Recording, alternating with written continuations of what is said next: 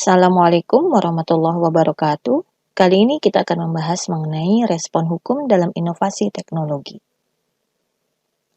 Seperti diketahui bersama, lahirnya teknologi mengakibatkan munculnya tatanan masyarakat informasi yang baru.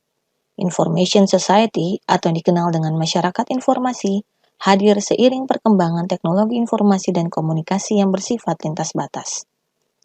Di sisi lain, ilmu hukum sebagai ilmu yang telah berkembang cukup lama, seiring perkembangan dinamisasi manusia itu sendiri, ditantang untuk dapat mengakomodir kebutuhan regulasi dalam tatanan dunia informasi baru tersebut. Teori-teori hukum yang telah ada harus mampu memasuki perkembangan dunia teknologi informasi dan komunikasi, sehingga hukum tidak menjadi sistem yang tertinggal di belakang teknologi itu sendiri. Permasalahan-permasalahan yang muncul akibat perkembangan dan pemanfaatan teknologi informasi dan komunikasi harus mampu diatasi oleh hukum sebagai sebuah sistem. Perkembangan tersebut harus mampu direspon oleh hukum sebagai sebuah sistem apapun isu yang berkembang di dalamnya. Semakin bertambah pentingnya peranan teknologi informasi dan komunikasi di seluruh aspek kehidupan manusia, mengakibatkan proses pembentukan peraturan perundang-undangan harus dapat menampung semua hal yang erat kaitannya dengan hal-hal yang perlu diatur. Bidang apa saja yang menjadi cakupan hukum, serta masalah-masalah apa saja yang akan diatur dengan suatu norma atau aturan atau kaidah yang berlaku. Hal ini menjadi penting, bagaimana hukum mampu merespon perkembangan teknologi informasi dan komunikasi yang ada, sehingga norma-norma yang ada juga dapat berlaku secara efektif dalam rangka menyikapi kebutuhan perkembangan teknologi informasi dan komunikasi yang akan terus dan selalu bersifat dinamis. Hal mendasar yang perlu dipahami jika kita melihat perkembangan teknologi informasi dan komunikasi pada aspek yurisdiksi negara. Yurisdiksi negara yang selalu dipandang bersifat tertutup, tidak adanya intervensi dari luar negaranya, tidak dapat diterapkan dalam konteks masyarakat informasi sebagai hasil hadirnya teknologi informasi dan komunikasi. Hukum dan yurisdiksi suatu negara tidak lagi dipandang sebagai kotak hitam, namun harus dipandang sebagai wilayah abu-abu yang akan selalu dipengaruhi oleh dunia luar, seperti sistem hukum dan budaya negara lain. Tantangan konvergensi, harmonisasi, dan unifikasi hukum akan selalu hadir pada perkembangan hukum teknologi pada masa kini. Masyarakat informasi yang bersifat transnasional harus mampu beradaptasi pada konsep hukum yang baru dan bersifat transnasional, dengan tetap mengedepankan penghormatan terhadap aspek kedaulatan negara. Setidaknya, ada 3 pemikiran utama dalam memandang bagaimana pengaruh hukum terhadap perkembangan teknologi. Perlunya ada satu regulator dunia yang bersifat supranasional yang bertugas untuk mengatur, termasuk di dalamnya menyelesaikan permasalahan hukum teknologi yang muncul dan melakukan upaya antisipatif di masa yang akan datang. Kedua, adanya pergeseran pandangan yang menyatakan bahwa fokus pengaturan atau regulasi lebih kepada pengaturan kompetisi dan pengendalian penguasaan pasar. Dalam hal ini, ditekankan adanya aturan yang bersifat lex specialis. Namun demikian, seringkali ditemukan fakta ketidaksiapan pemerintah negara tertentu untuk membuat regulasi yang bersifat spesialis tersebut. Ketiga, menyadari adanya kebutuhan diperlukannya pendekatan yang bersifat menyeluruh, dengan mempertimbangkan tidak hanya aspek publik, tetapi juga aspek privat.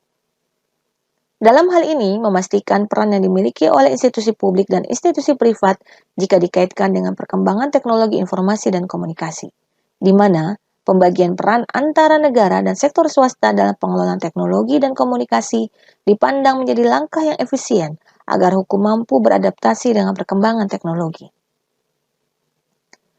Pada perkembangannya, memang pemikiran yang ketiga menjadi lebih dominan dibandingkan dengan pemikiran lainnya dalam kaitannya antara perkembangan teknologi terhadap hukum.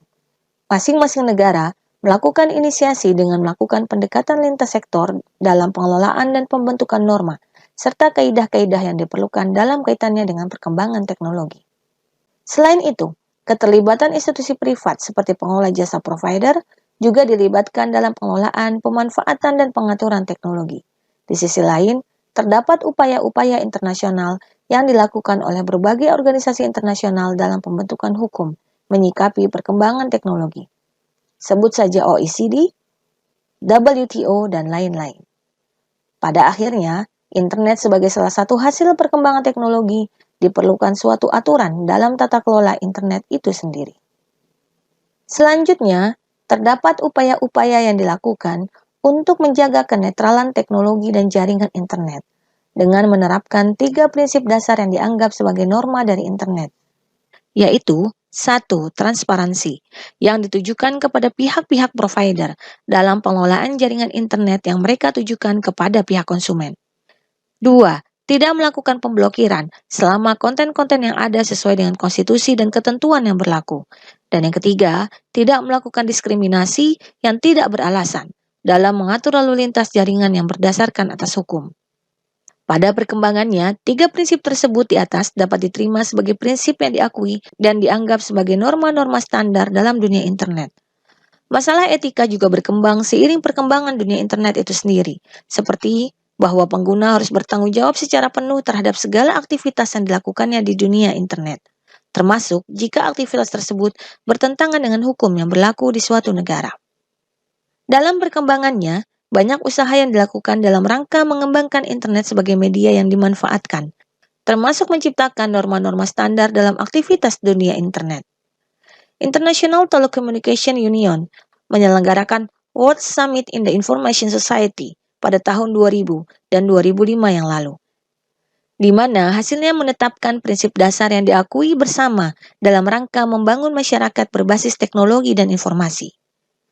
Organization of Economic Conference Development atau OECD juga telah memasukkan agenda pembentukan norma-norma perdagangan elektronik dalam rangka mempromosikan ekonomi berbasis internet, dalam rangka peraturan yang dapat mendukung inovasi, investasi, dan kompetisi berbasis teknologi informasi dan komunikasi.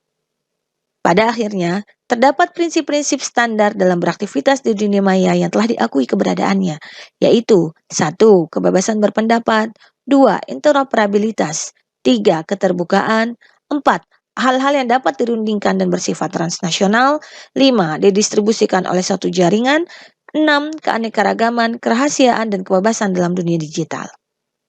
Termasuk merumuskan konstitusi digital atau yang disebut dengan digital constitutionalism sebagai akibat yang harus direspon oleh hukum dalam menghadapi dinamisasi perkembangan teknologi dan informasi. Sekian dan terima kasih.